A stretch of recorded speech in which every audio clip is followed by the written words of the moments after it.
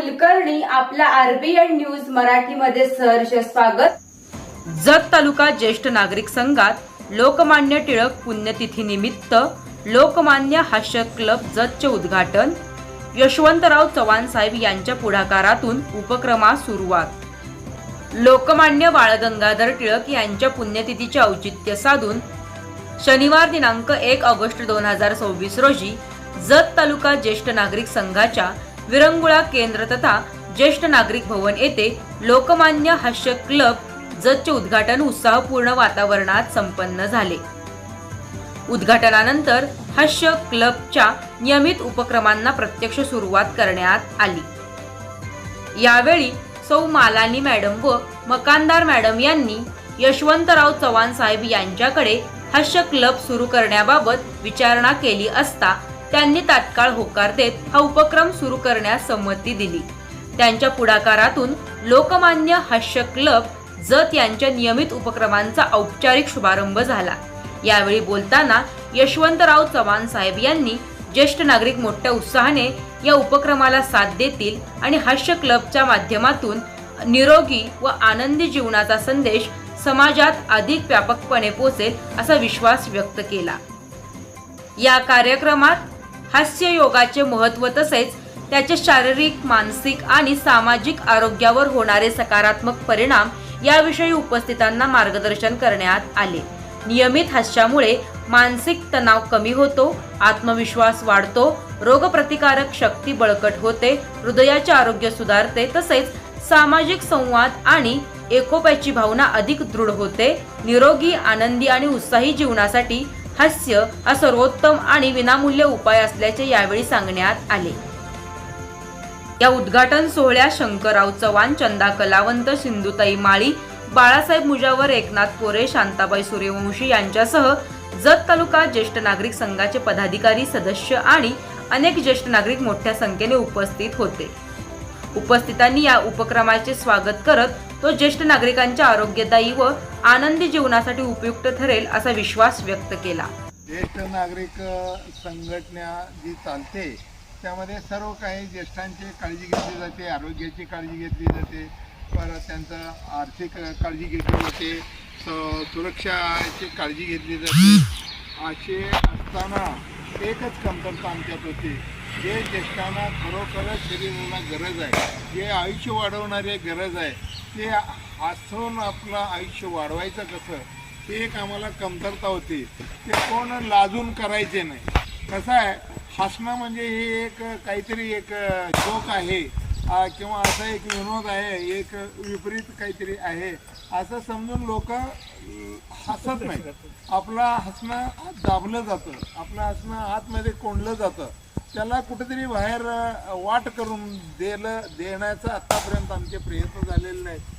खरं म्हणजे सरिता मालानी मॅडमनी ही जी ज्येष्ठांची कमतरता होती ते भरून काढण्याचं परमेश्वराने त्यांना बुद्धी दिली आणि त्यांनी आमच्या ज्येष्ठ नागरिक संघटनेमध्ये माननीय मकानदार मॅडम, मालानी मॅडम येऊन त्यांनी एक योजना आम्हाला सांगितली आणि तात्काळ आम्हाला जे पाहिजे होतं ते दिला।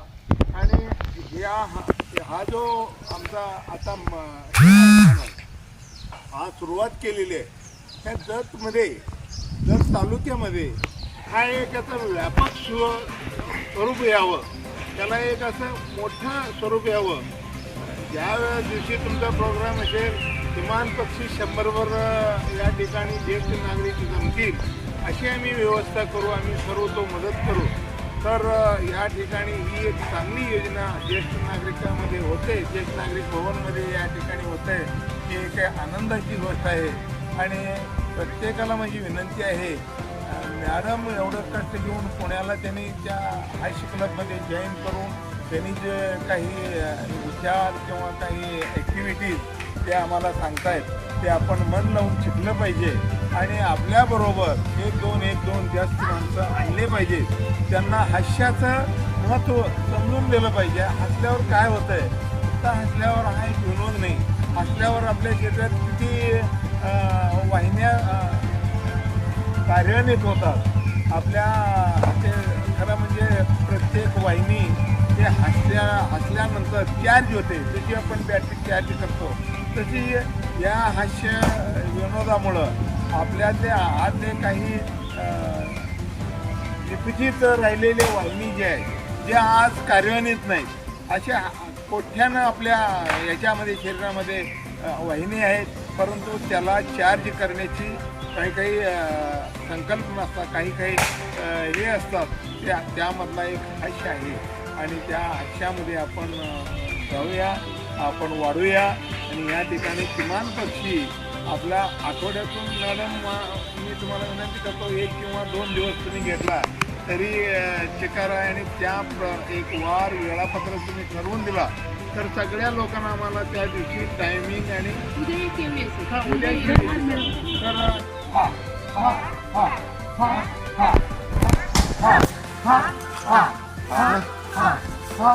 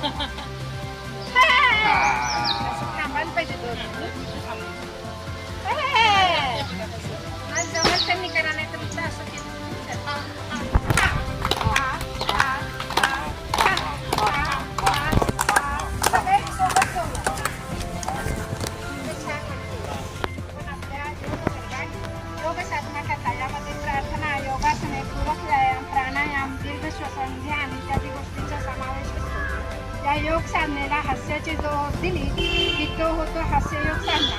हास्य आणि योग याचा मधुर संगम म्हणजेच हास्ययोग.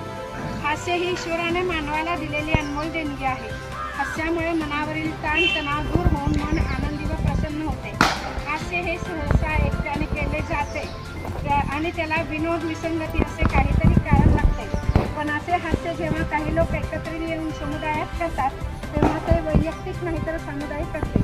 असे सामुदायिक हास्य आपल्या अंतर्मनातून सहजपणे आपोआप येते आणि तेही कारणाशिवाय. अशा या हास्यामुळे होणारा आनंद निखळ निर्मळ आणि स्वर्गीय असतो. हे पवित्र योगिक हास्य जिथे केले जाते तोच म्हणजे हास्ययोग संघ. हास्ययोग प्रकार म्हणजे हास्ययोग संघातील हास्य सहसा एका विशिष्ट पद्धतीने केले जाते.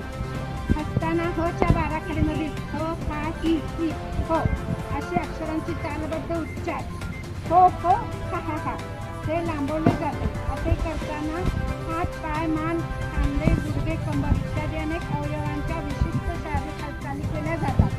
सहसा शेवटी हात उंचावून हास्याचा स्फोट केला जातो. हे करत असताना हास्य अधिकाधिक लांबवले जाते व त्याला जोड दिली जाते दीर्घ श्वसनाची म्हणजेच प्राणायामाची. अभिनयाची, संगीताची, नृत्याची, नाट्याची आणि लहान मुलांच्या खेळकल्पनाची सुद्धा या सर्व गोष्टी मिळून तयार होतो तो हास्य प्रकार.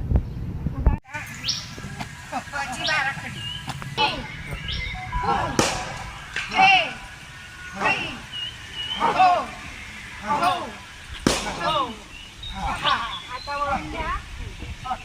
आता उजव्या पायाने करा. छान असं